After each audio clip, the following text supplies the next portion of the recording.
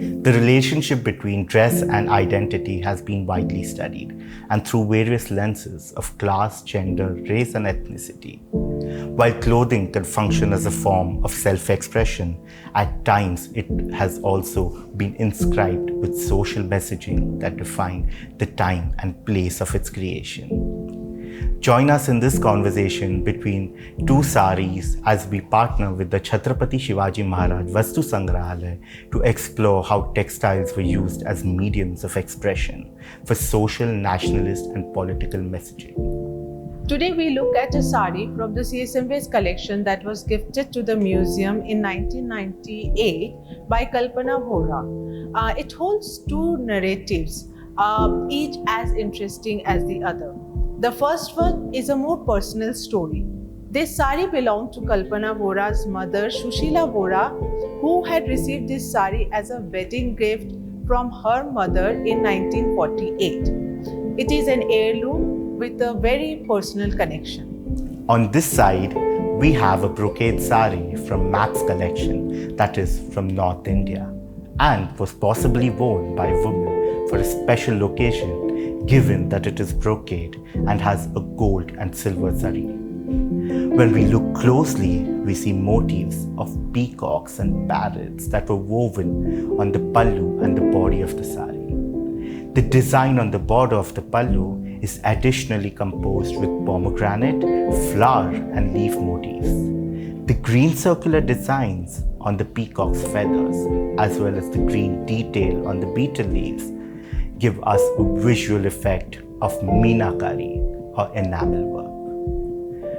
What's striking here is the border of the sari, which has two rows of inscriptions that read Pati Seva Nari Dharma, which translates to serving a husband is a woman's duty, which repeats about 9 times on each row. Like the sari in the Maps collection, this sari too holds an inscription. Usually the wedding saris in Maharashtra have Saubhagyavati written on them, which is a blessing for a long and a happy married life. One such sari is displayed in the CSMVS as well. However, this sari, a parent chose to venerate the nation. It can be assumed that Shushilaji's mother likely commissioned this sari long before the wedding actually took place.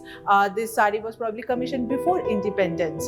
It is a common practice in India to collect a bride's trousseau years before she reaches even the marriageable age. Similarly, this sari can be better understood within the context of the Swadeshi movement. In pre-independence India, clothes for women sometimes had woven messages that aligned with the traditional or Swadeshi ways of living. Women's clothing has often been bound to both traditional culture and national identity.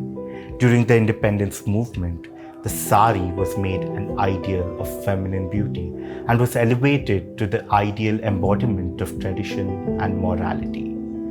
Weaving of the idea of duty onto cloth emphasized the expectations of an ideal woman. At the same time, it also encoded certain gender hierarchies. Women were meant to serve their husbands.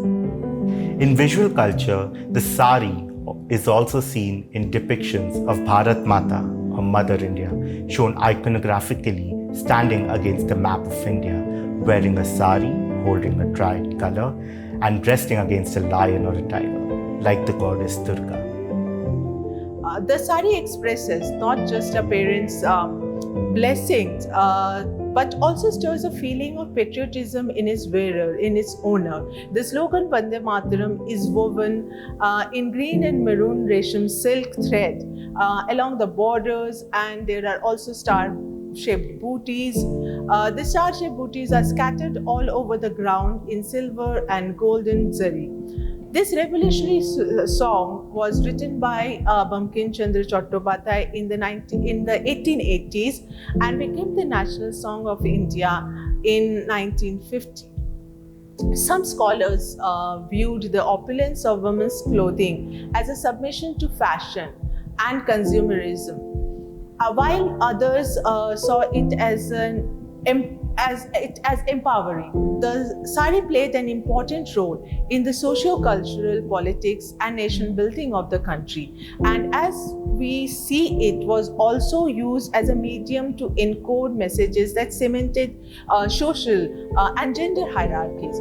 Today, this piece of garment continues to emerge in many forms, with its revival and innovations happening in concert in the way it is weaved and also in the way it is draped.